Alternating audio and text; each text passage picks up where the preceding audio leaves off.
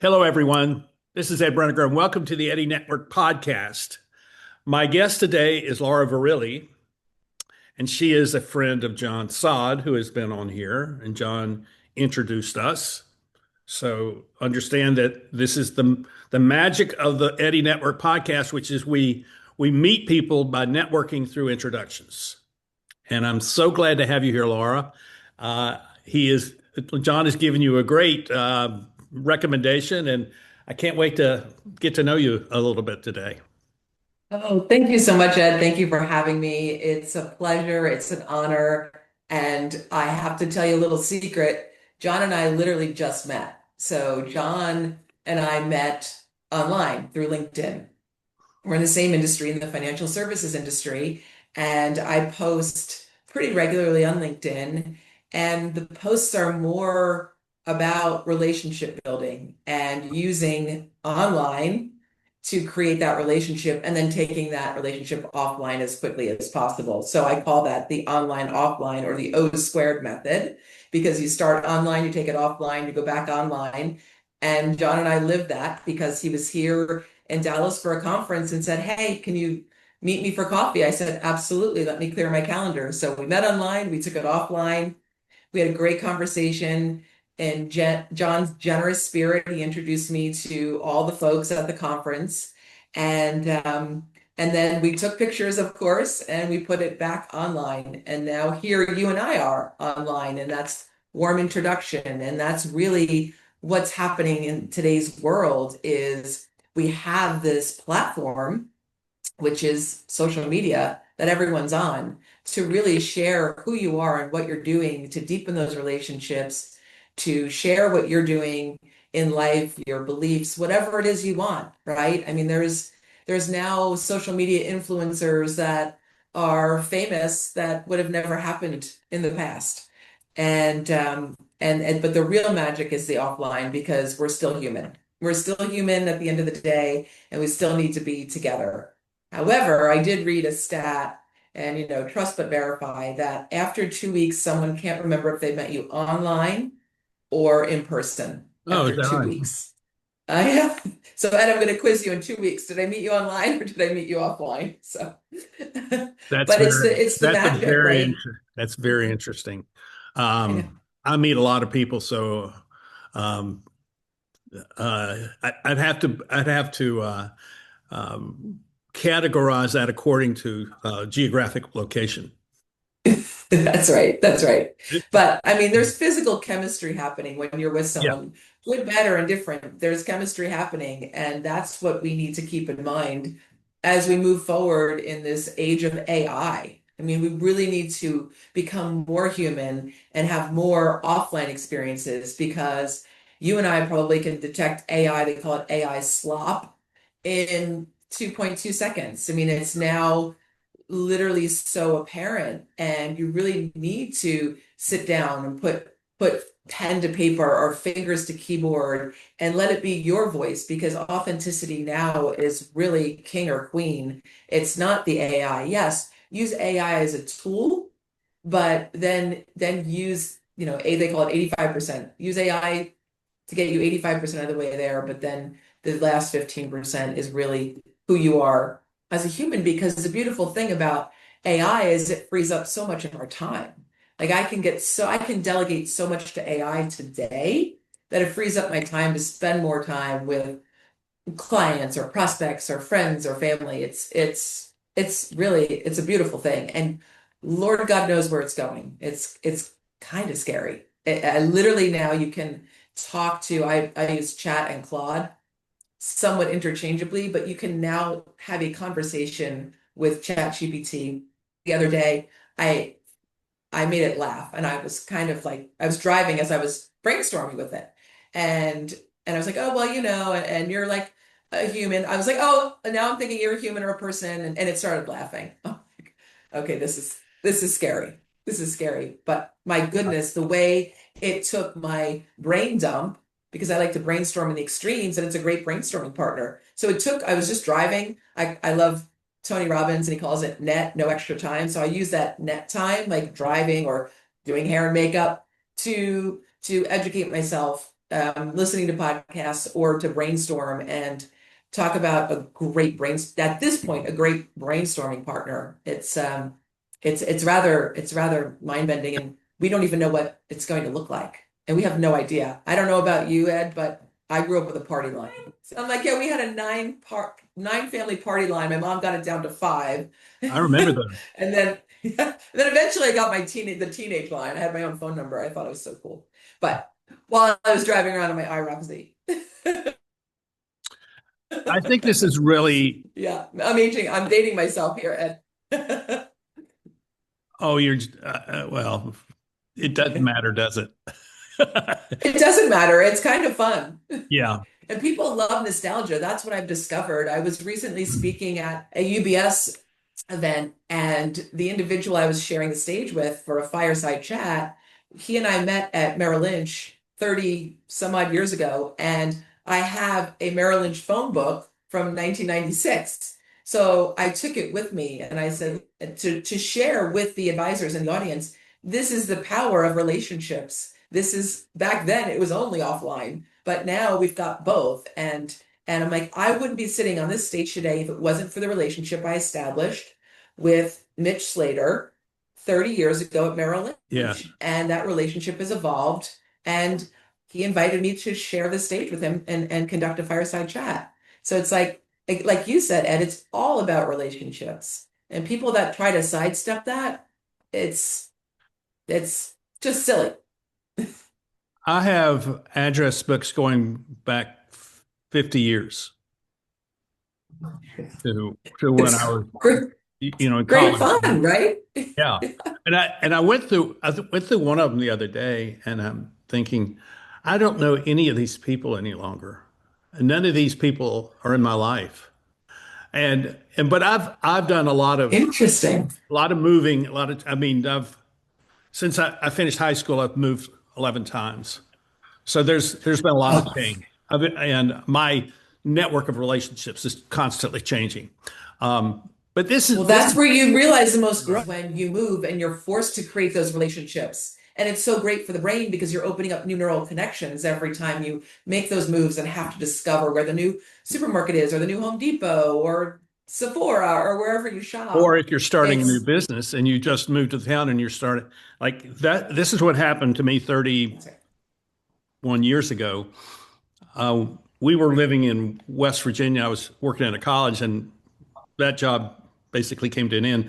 And we moved to Western North Carolina. And I have family there, and I have family in North Carolina and South Carolina. So there was family there, but I didn't see them as a source of business. 3 guys in West Virginia, gave me a name of a guy. Each of them gave me an individual guy and his phone number to call when I got down to Western North Carolina. I called him up and said, "Hey, so-and-so says I need to get to know you. I want to come tell you what I'm interested in doing." And I went and did that. And each one of those guys, I said, here's the money phrase. I said, now that you know what I want to do, who do you know that you think I should know, and would you introduce me? Mm-hmm. And they gave me between 10 and 15 names and phone numbers. And I called all those people and did the same thing. And I've been doing the same thing. And the whole Eddie Network podcast is built around that same idea. Who do you know that you think I should know, because they would be really great to have on the podcast? And that's why John recommended you, because he thought you would be great here. And of course you are. But here's my question for you. And here we are. Okay, I'm ready. It is really quite easy to establish connections online. Yep. Because it's right there. It takes almost no effort at all. But the question I have has to do with, how do we transcend the online to take it offline, where we actually decide we're going to meet in a physical place and have a physical relationship? Because what I have found is that when those happen, the dynamics change when you are actually in the same place with someone. And I'd like to know how you have come to see this, and how you handle that in your work life or in your personal life.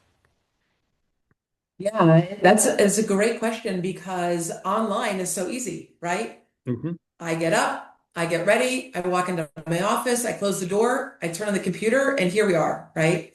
I'll use John for an example. When he came to town, he said, Laura, are you available for coffee? I said, let me check my calendar, move some things around. Yep, I'm available for coffee. And it's really a matter of what's important to you. And John made it a priority to invite me to coffee, so I made it important to me. Like John was a giver out of the gate. John, there's three types of people. This is from Dr. Adam Grant, the book Give and Take. Yeah. There's takers, there's matchers, and there's givers. And John is a giver. So I immediately felt that energy. He immediately out of the gate was giving. He was like, who can I introduce you to in terms of speaking and coaching? Like immediately he was opening up his Rolodex. He was opening up his heart. Like I was like, okay, let me clear my calendar and make the time.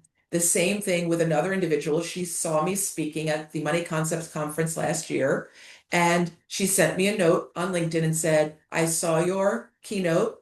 You inspired me so much. I decided to open my own business. I'll be in Dallas for coffee.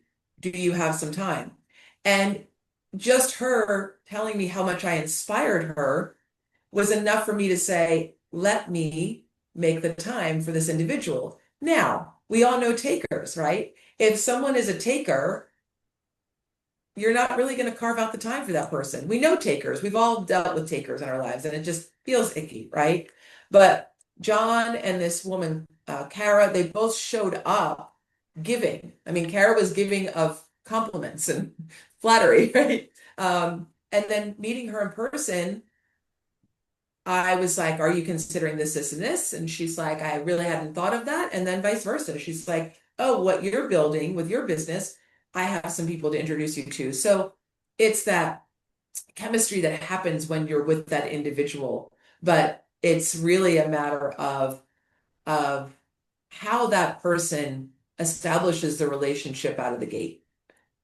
And it's so that you do want to meet up with them. I mean, there's other folks that have come to Dallas who shall remain nameless that I'm like, I don't know. I don't really think I have the time, because our time is precious, and more precious than our time is our energy.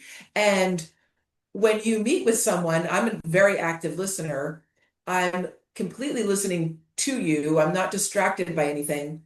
And that's a lot of energy. That's a big energy drain. That's a heavy cognitive load. And then that takes away from something else I could have been doing for someone else, myself, whatever the case may be. I'm already planning my next trip to Dallas to do a lunch and invite you and four other people that I know there to come together, because they all don't know each other and they need to know each other. You all, these five people. So that's now on my agenda. I've just written a little note to myself on that, because I think that's the way it works. And once you've met someone, physically face to face, then it's a different thing. You get a lot of cues in body language and things like that when you meet people like that. And the people that I will introduce you to are four of the most significant people that I have met in the last 10 years. Oh my goodness. And you see, there you are. You're being a giver of, I'm opening up my Rolodex, if you will, my relationships to you, Laura. I mean, you and I have only really known each other for 25 minutes, right? Yep. It doesn't matter, does it? It doesn't matter. Okay. It doesn't matter because we're not robots. So I'm going to let you be my coach right now, okay? Okay. All right. Now, the 𝗃𝗏 Network podcast has been going for 3.5 years. Okay. And I'm approaching having had 300 people as guests. And these 300 people are all over the world. Oh my goodness. Okay. And I have been encouraged that I need to do live events. And what I'm thinking is, and I want your honest opinion of going to one of my guests, whether they're in London or Paris or wherever they may be, and say, would you put together a list of people that you would like to bring together, and we'll do an 𝗃𝗏 event like what we do when we're on the podcast. We're going to have a conversation. We may have a theme. We're going to have a conversation which is unscripted, and we're going to learn from each other. So what do you think about that idea? I like it, because there's so much that happens, as we discussed, when you're in person, right? Mm-hmm. But the leverage of technology is so wonderful. I mean, think about how many events there are that are online, and you see, everyone, I call it the Brady Bunch. Obviously, it's way bigger than the Brady Bunch because there's more than nine boxes. But I would start online, and then I would survey the folks on your online event if they'd like to take this offline and where they'd like to have it, right? And what they would like the theme to be. I agree with you, but what I'm thinking is that this is not about me. This is about my guest who becomes the host of the event and about his or her network. That we're doing something to support their network. And so we're going to bring their network together into a physical place where the relationships that have not happened yet will happen, and who knows what can come from that. That's really what I'm thinking. I already have my network, and I'll be glad to facilitate the conversation that people have, because that's going to transition into an offline experience for people. I'm assuming. Well, you can test and learn with the 4 folks in Dallas and me. That's right. So that's there you go. That's exactly what I'm thinking, and I've got some It other could be people. a preview. Well, I've already done this once. Okay. And I did this in London almost 2 years ago, and I invited the 40 people I knew that lived in the UK to come meet me at a pub on a Sunday afternoon, and 7 people showed up, which was fine. And most of these people knew one another, but had never been together in the same place. Okay. So it had an energy to it, which I said, oh, there's something here to this, and it's something that you have identified, which I think is really, really important. And so how would we, if you were the CEO of a large global corporation, and you heard you speak about this online offline dynamic, how would you approach building a culture within your company where you could have more of those offline experiences for your people? How would you approach that? Because I'm suggesting that you have an idea that someone is going to hear, and they're going to say, "Oh, I want to talk to Laura about this," and maybe invite you in. Well, thank you, Ed. It really you have to take the seat of the individual that's being invited to the event.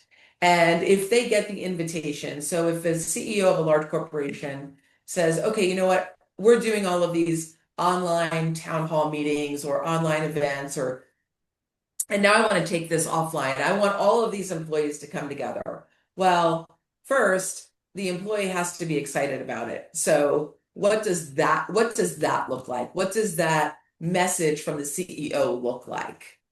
And then what does the venue look like? Because that's equally as important. And then what does that agenda look like? And then what are you doing before? What are you doing during? And what are you doing after? So there's really those 5 phases. Dennis Mosley Williams talks about the 5 phases.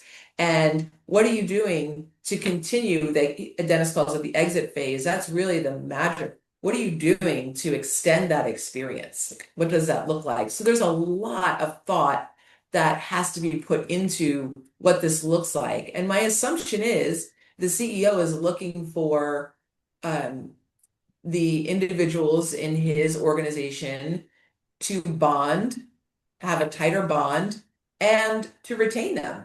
Because we know what retention looks like with employees. When you lose an employee, what does that look like? Yeah. It's tremendous. It's tremendous. We know what it looks like if you lose a client. It costs 5 to 6 times more to bring on a new client than it does to retain an existing one. I'm not really sure about employees. I'm assuming about the same thing, but you also have to remember if one employee leaves, then the other employees are like, well, where did Joe go? Oh, Joe went to SpaceX.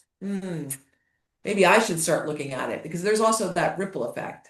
So there really has to be some significance around what that CEO is doing for that event, so that the employees feel that they're part of something greater than themselves. I agree with you. And this is the way I see it. I see it as, okay, this is bait, like you're fishing.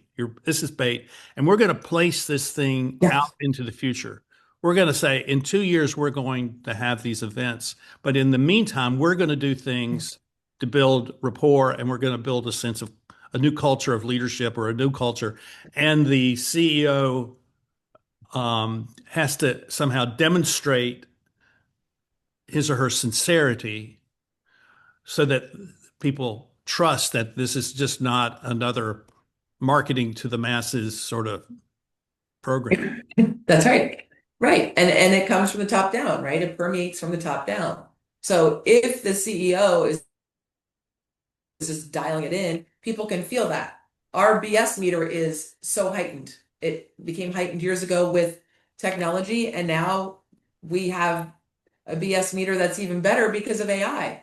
I mean, I'm in physical therapy for my knee, and there's some students that work there, and we were talking about AI one day, and they said, oh yeah, I got flagged for using AI because I used an M dash, that long dash. It's called an M dash, EM, and then dash. Because AI is notorious for using M dashes throughout the copy that it creates. So immediately the professors flagging them for using AI, and this college student was like, I didn't use AI. I don't even know what they're talking about. And I said, oh, that's why they flagged it, because AI is notorious for using M dashes. So immediately the professor's picking up and saying, nope, this is generated by AI. Go back to the drawing board. I saw a YouTube video a couple of months ago of a program that they're using in colleges, which can track every keystroke of a paper and the historic editing of it and all of that. So it can actually tell whether the person has been using AI or not. And right. But I would hate to tech, be in that kind of situation.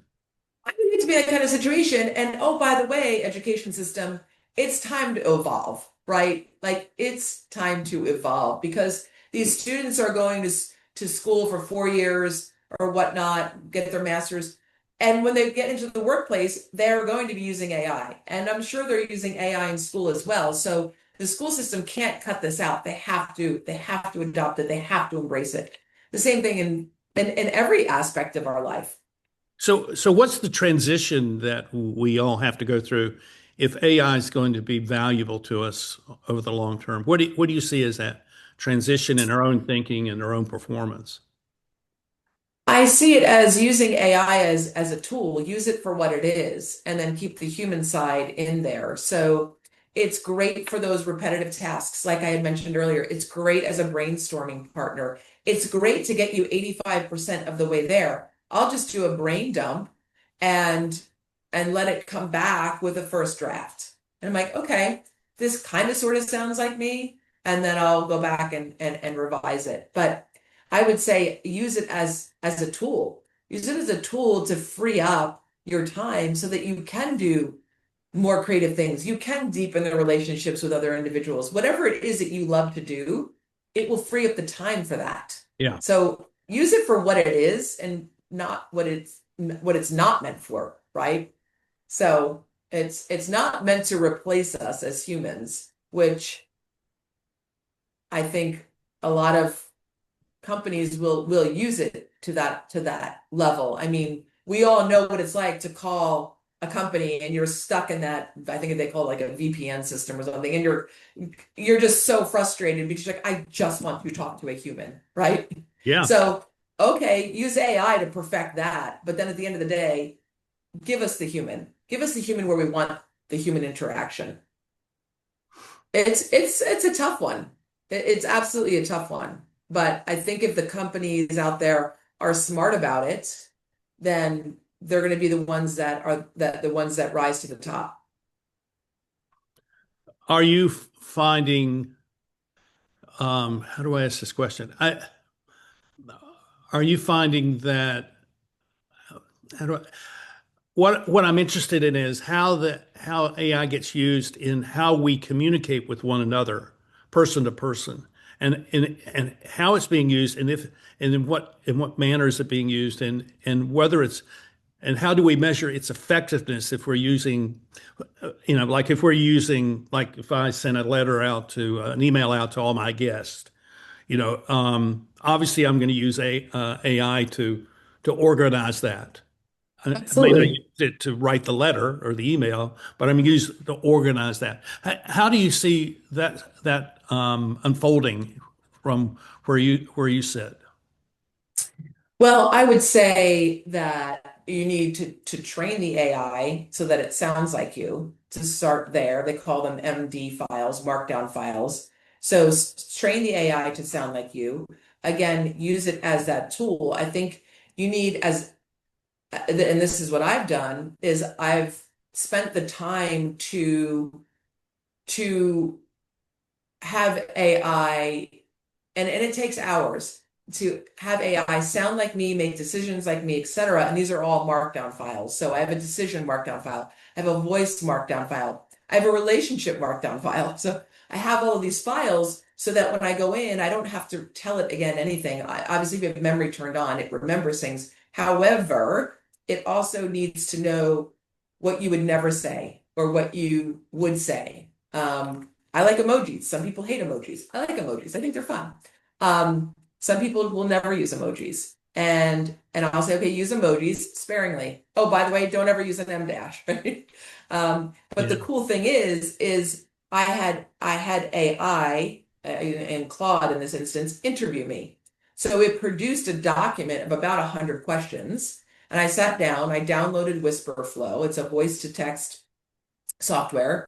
And I just answered the questions as if I was speaking to someone interviewing me. The document was done. The markdown file was, the voice.md was done. I uploaded it, and now I never have to train it again. But what I do is when it produces an email for me, for example, I will modify it because I always do. And then I'll put it back into Claude and say, great job or good job.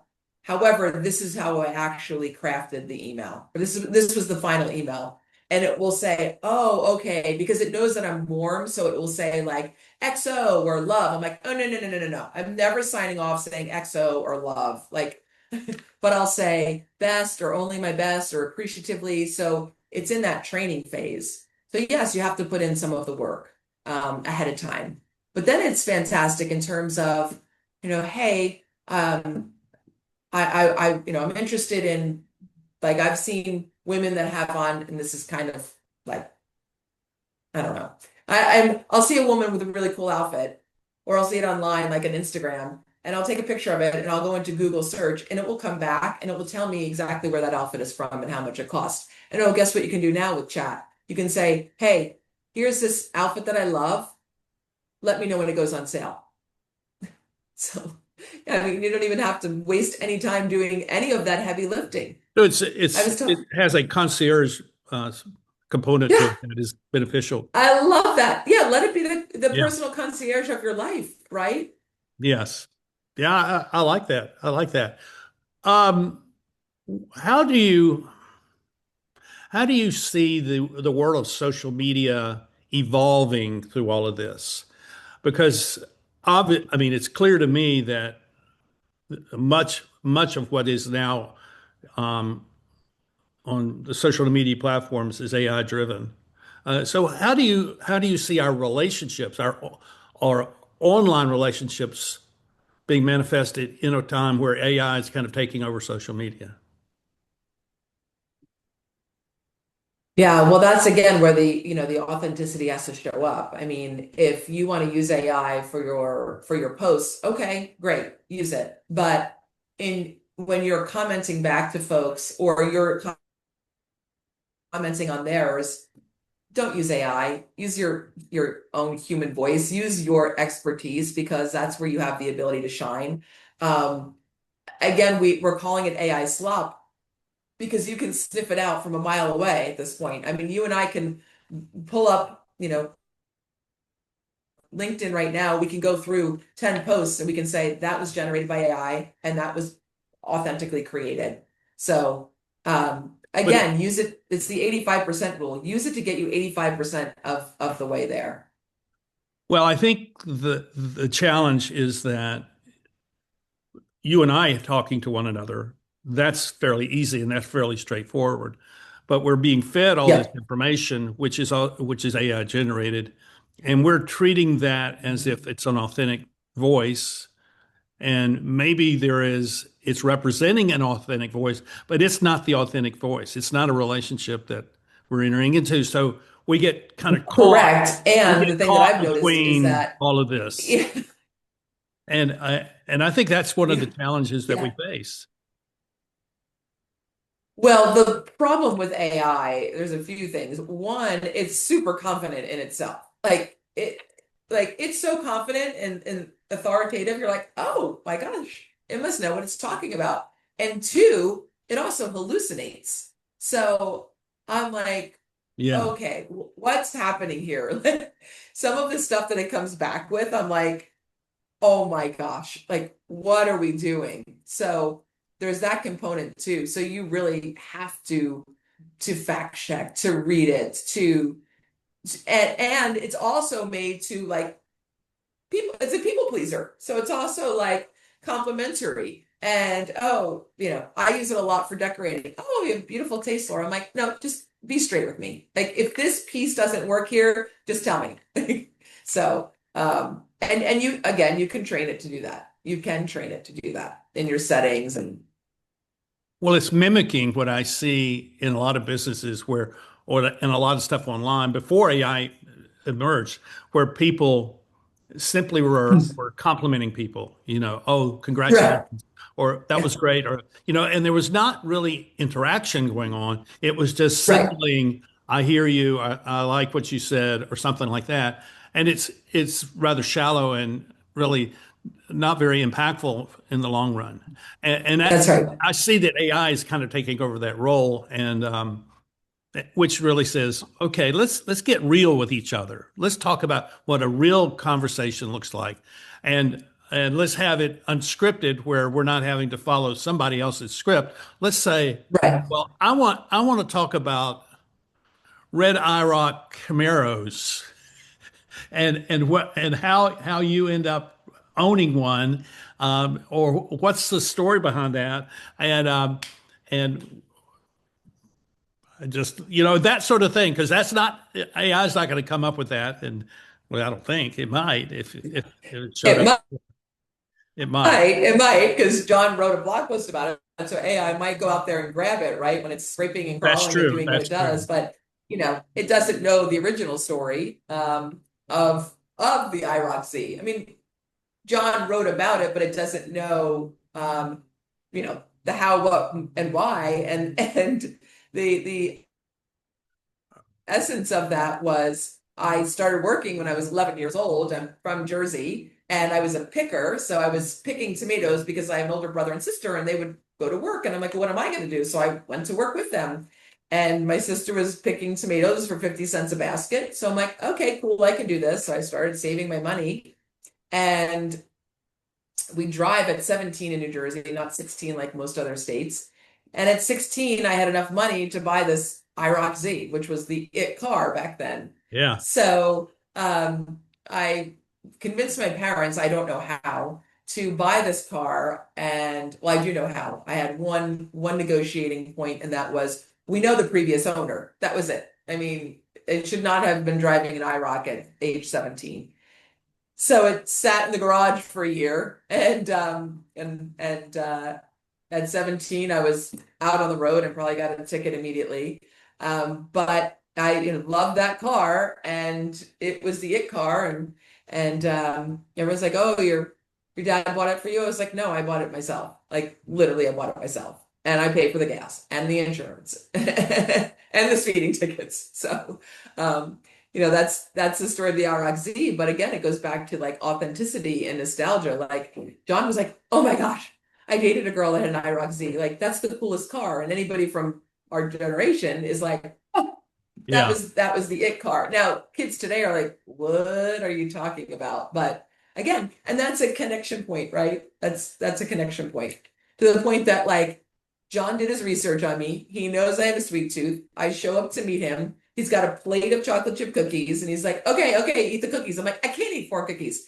And he's like, "Okay, just lift up the cookies." And underneath it was an 𝗃𝗃𝗃𝗃 sticker, right? So it's like, it's just, and that's where the connectivity happens. That's where the active listening happens. That's where it's the online, the offline. I mean, that's where life is fun. That's the beauty of it, right?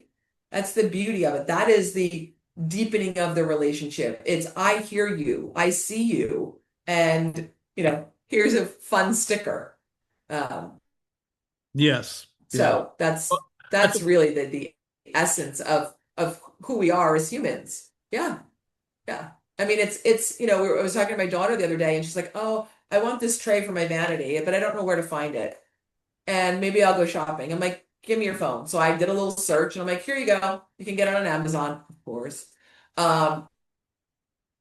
But it's like, okay, that just freed up so much time, and she can order it for $28 and it can be delivered to her door. And now we can go do something, whatever that is. We could go for a walk. We could make some chocolate chip cookies. But again, it frees up time. She's not getting in the car and driving and searching for this vanity tray, if you will. So again, use it for what it is, and hopefully nothing more. I look at a lot of the trades and what's happening there. Like my hairstylist, and she's like, "Oh, I'll always have a job." I said, "Yeah, and you know what? Your job is going to get even better because you can use AI to, maybe this color blonde isn't perfect for me. Like maybe AI will say, okay, she needs some low lights around her face or whatever, right?" So I'm like, don't discount that AI is not going to be a part of your business. So that's, you have to think of it that way as well. So as you look forward into the future, I mean, we're in a stage of transition that I think some of us saw coming, but a lot of people did not. They just assumed that the way things were, will be the way things will always be, and clearly it's not going to be that way, and it hasn't been for a while. So as you look forward, where do you find hope for the future, and what does that look like? Say for a young person, say in their 20s, who's just entering the business world, and they're looking at, okay, I'm going to be working for the next 60 years, maybe. They're going to be so what does that trajectory look like to you in terms of hopefulness for the future? I would say, when you and I were, in the workforce and we were interviewing, it was like, "Oh, where do you want to be in 5 years?" Right? That question is so irrelevant at this given point in time. So I'll use my daughter as an example. She is a double major. She's psychology and business. Oh no, finance. And I encouraged her to pick up that second major of finance because I said, "Sweetheart, if you're going to have your own practice, you're going to need to know how to run that practice from a business perspective. So you need to know the foundation." So she said, "Okay, I'll make it a minor." And then we were chatting. She said, "Well, maybe I'll make it a major." I'm like, "Even better, right? That helps differentiate you."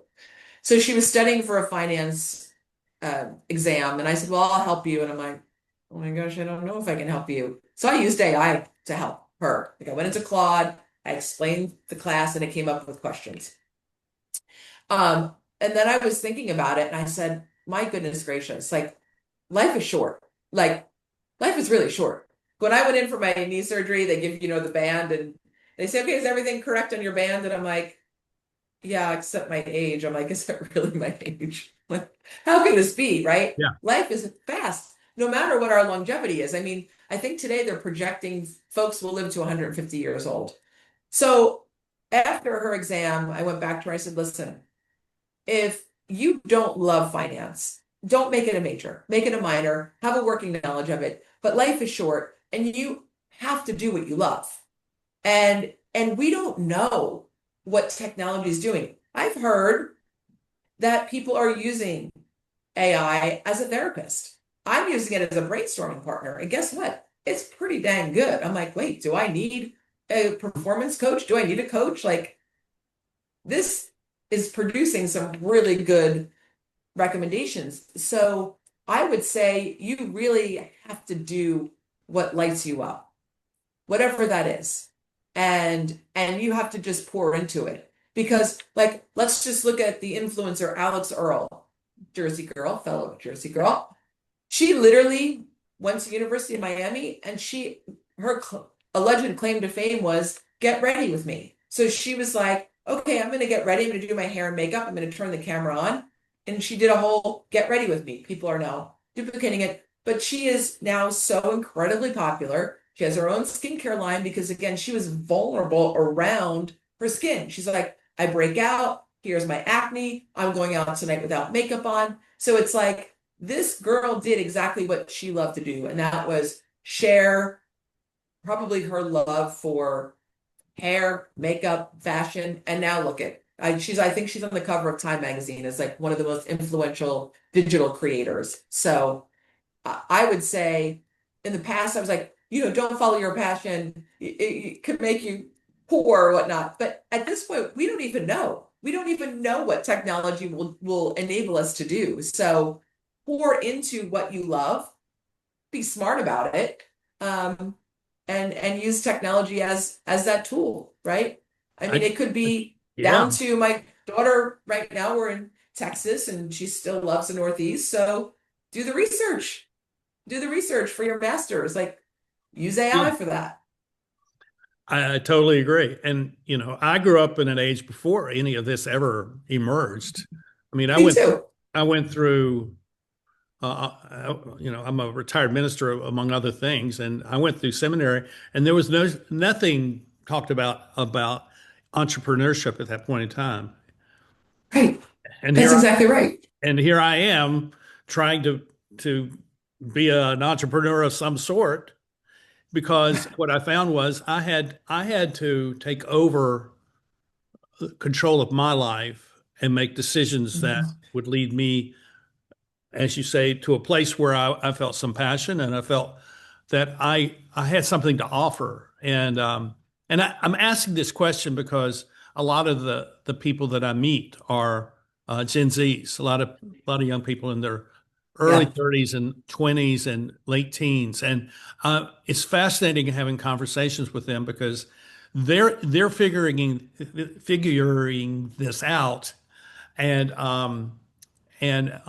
it's not my generation that's telling them how to do that. They're figuring it out on their own. And it's really exciting to see it. They really are. They absolutely are. It's really fascinating to see how savvy they are. They're savvy individuals, the Gen Z. And maybe, Ed, it's because they grew up with technology and they know how to leverage it, right? Yeah. And you and I are like, hold on, I grew up with a party line and a phone book, right? So, I mean, so it's more foreign to us than it is to them. Yeah. It's a wild world. And it's only, I always say to financial advisors that I primarily work with, I'm like, things have never been faster, especially for us. But guess what? If we look forward, things right now feel so fast, but if we look forward, the change is incredible. It's incredible. Claude came out with Fable 5, and basically the government was like, hold on, hold, pump the brakes. Like they had to pause it. It's back out now, but I know that. I mean, I used it. So I used it too. I mean, it was okay. I wasn't like, I wasn't blown away, but I mean, I'm like, I'm not going to use that much. I don't need to use it that much computing power. I'm like, I'm good. I'm like, I went back to, I think it's Opus or whatnot, 4.8 or whatever we're on right now. I'm like, that's good enough for me. So I think that this big change we're going through is really a change from where people were dependent upon systems and structures to take care of them and to make decisions for them. And they would come in and they do their job, and then they go home and they would mow the grass or go fishing or whatever they like to do. But there was not that clarity that you're actually responsible for the entirety of your life, and you could just kind of get lost in the system. But I think those days are over, and I think people who those days are far over, right? You have to be willing to take initiative, and you have to be willing to speak on your behalf, and you have to be willing to stand up for yourself. You have to be willing to do things that your parents or your grandparents never had to do. And correct. I think that's really fascinating. And I think technology has a lot to do with that. But I think that technology is kind of flattening out all these organizations so that now the things that you're talking about, of not only an online relationship but an offline relationship, that these become the engine, the super engine for society and the economy for the next 100 years. I love that, the super engine. Woo! It's the mic, Ed. It's turboed. It's a turbo engine, and I saw this 25 years ago when I was first developing. Faster than the 𝗵𝗃𝗄𝗃. When I was first developing my model, my circle of impact model, and what I saw was these hierarchical structures are not really well adapted to change. They're very good at keeping things the way they want it to be, but we're at a time of rapidly accelerating change. And so what happens then? Well, we need people who have the capacity to change and do that. And what does the structure look like when that hierarchy goes away and you have something to replace it? And it looks to me like community and the relationships we have in community, where we can talk to one another, we can build relationships with respect and trust and mutuality. And that's where we're going. And the people who can do that are going to be the ones who really are leading the world forward. That's exactly right. What a way to put a bow on it. So if people want to find you, how do they find you? What's the best way for them they want to talk? Oh gosh. Yeah, absolutely. The best way to find me from a business perspective is LinkedIn. So it's just Laura Virili, Virili, 1L. And then I have my website, same thing, 𝗺𝗿𝗺.com. So those are the two easiest and best ways to find me. Yeah. Social media, right? That's right. And that's where we're going to, we live there. We sort of live there. And I find that, and I'm curious, I'm going to ask you this question. I find that the people who are curious are the ones who figure out how to manage the changes that these platforms are constantly giving to us. And they realize that the leverage that they have is by finding the people that are interesting and beginning a relationship with them. And that's particularly true on LinkedIn. Yeah. Oh, absolutely. Absolutely. There's over 1 billion registered users on LinkedIn, right? And LinkedIn, what I've noticed, and I do it myself, is it's becoming more social. It's not as business driven any longer. It's much more social. And I'll leave you on this note, to the point that my daughter is working an internship at a company. She's in charge of social media, her and this other intern, and her fellow intern said, "Oh my God, I love the way your mom uses LinkedIn. She's using it like Instagram." So that's right. It's all evolving, right? And it's true. I really do use it more from a social perspective with a business lesson underneath. I mean, this was for National Ice Cream Day on Sunday, this past Sunday. Yeah. I remember seeing that. Yeah. Well, thank you, Laura, for being with us. Thank you, Ed. It's been great. And thank you all for watching. It's a pleasure. Thank you for the time. And we'll see you next time here on the Eddy Network podcast. Bye-bye.